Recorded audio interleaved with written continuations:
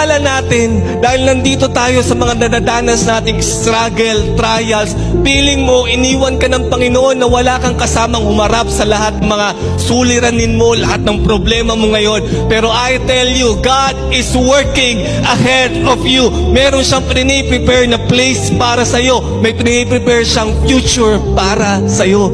Kaya huwag kang mawalan ng pag-asa na parang ngayon, feeling mo hindi ka sinasamahan ng Panginoon. Hindi.